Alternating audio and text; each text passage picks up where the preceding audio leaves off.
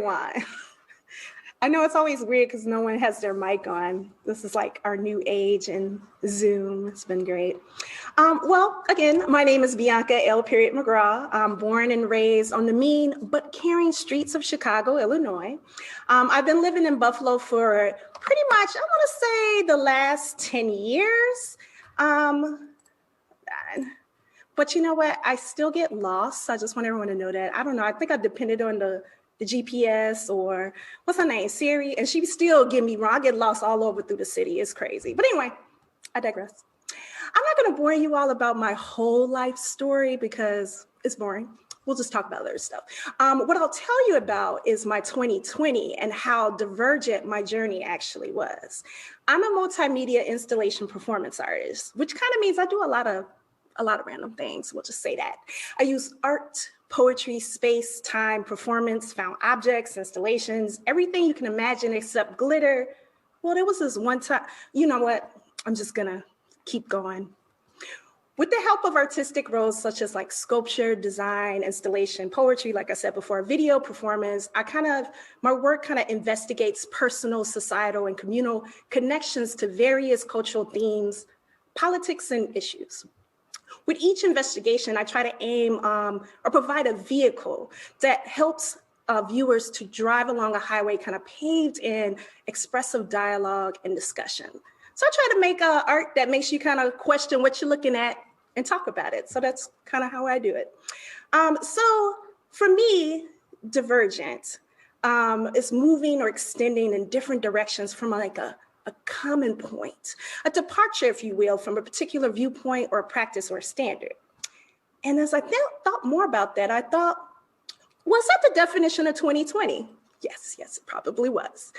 My 2020 started off with unemployment, unfortunately, and that was before the pandemic. I left higher education and took some time off because I didn't get hired. But unemployment gave me kind of like this push outside my comfort zone because I was kind of pushed to do and focus on myself as an artist.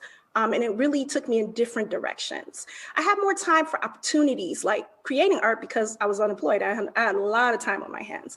So I started creating more art, conducting more poetry, events, diversity workshops, and I started playing with some Legos. When I think about space and community engagement, I think about why is that important to my work and my style and my process. It talks about one point and how we diverge off into these different locations. And I thought to myself, what project could I do next that really kind of uses that, but also I could play with Legos with it at the same time.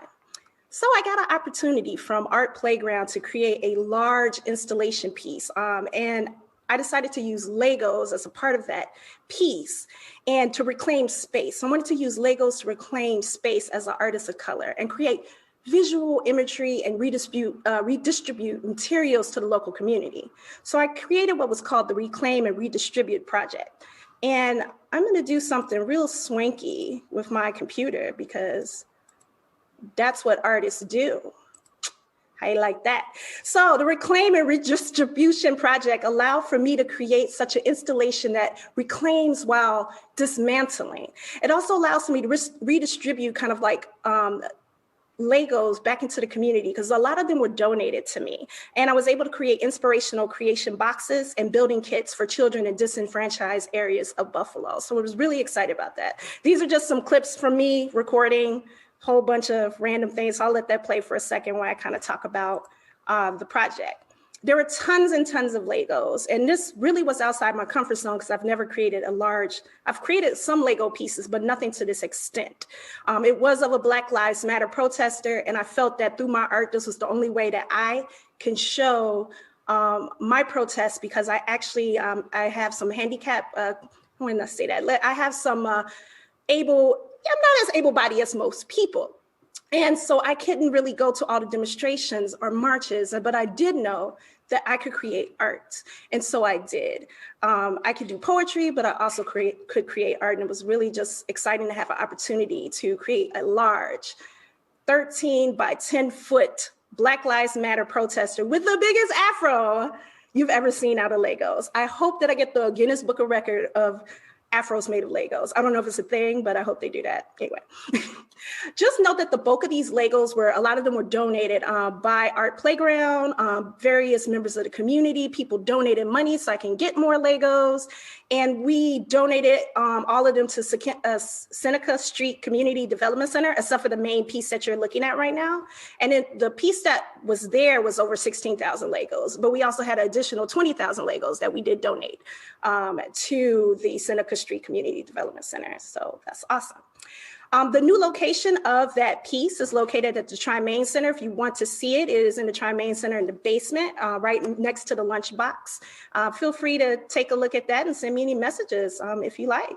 And I just kind of want to close off by hopping off of that. That's really distracting, but 2020 did start off for me was with unemployment, but it also ended with amazing opportunities, especially with me having an opportunity to do a piece quite like that. It included a new career. I became an art teacher at Tapestry Charter High School, and I just didn't know that my life would change as much as it did. And I might be on Lego Masters, but I'm gonna keep going. I would like to end my talk with one takeaway. And I would like for it to echo the great Black Canadian philosopher and entertainer, Drake. And I quote, "Started from the bottom, now we're here. Even when challenges bring things to us to full stop, like the pandemic and no job, always know that in that moment, there is a new path that has begun." And I encourage everyone to breathe in that moment of divergency and play with some Legos. Thank you.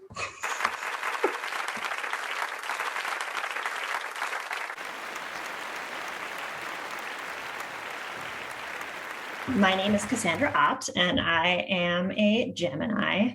I've always really identified with being a Gemini whose sign is the twins, because I'm very kind of creative and adaptable, but I'm also distracted and indecisive. So I constantly feel like I'm going in a million different directions all the time.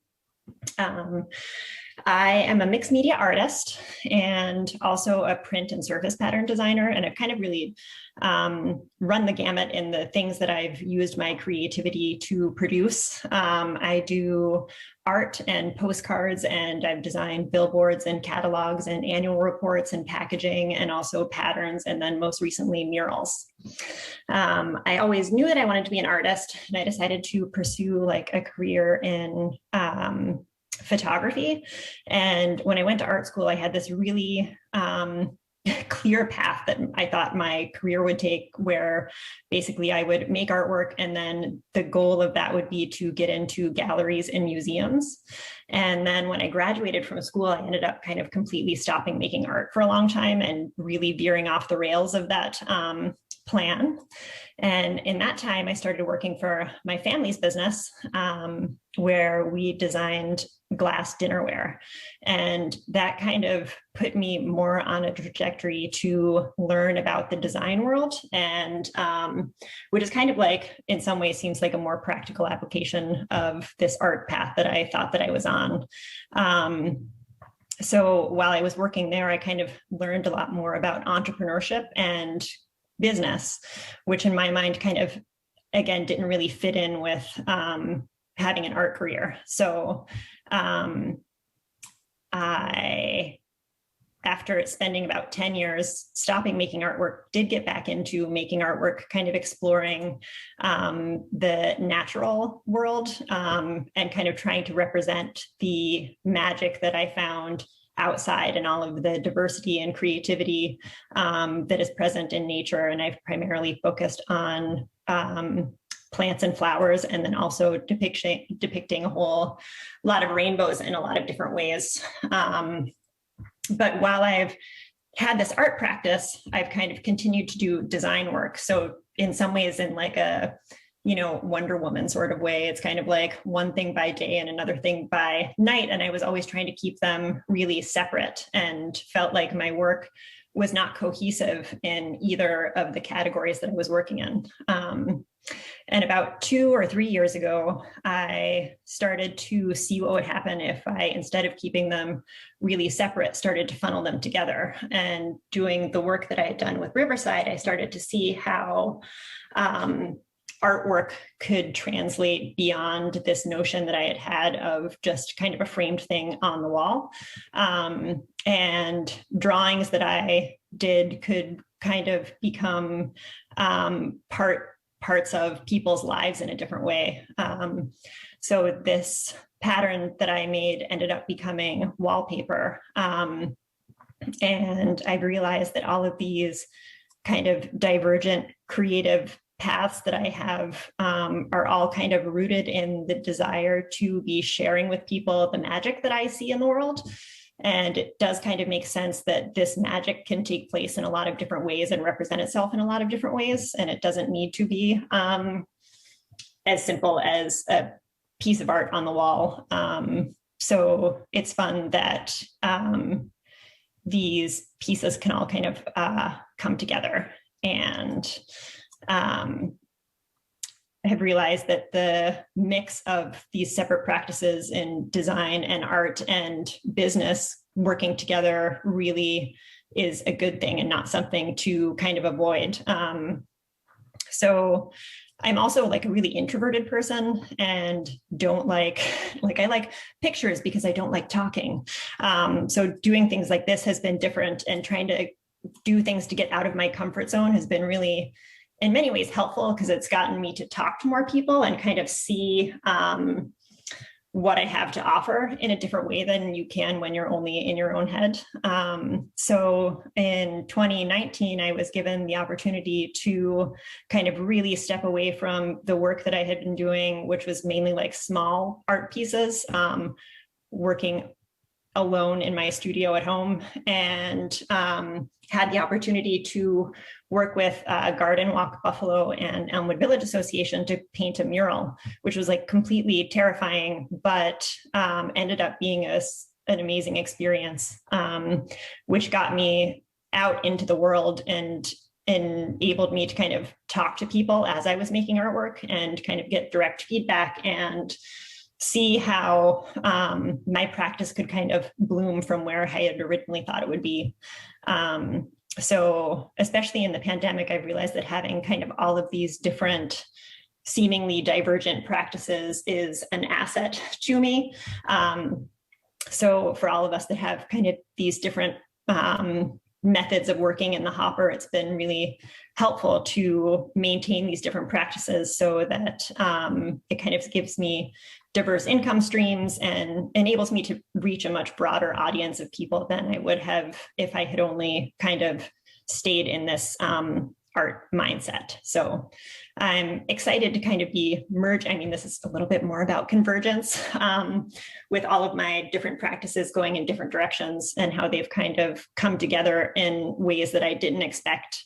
But I'm excited to see where that will go, and encourage anyone with kind of multiple passions to work on seeing if they can fit together, because I feel like it gives people a different perspective and kind of creative and innovative ways to approach a lot of problems that we have.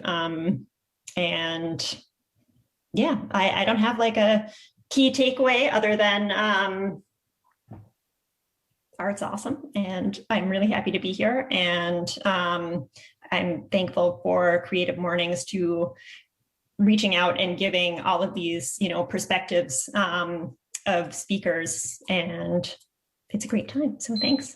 That's my timer.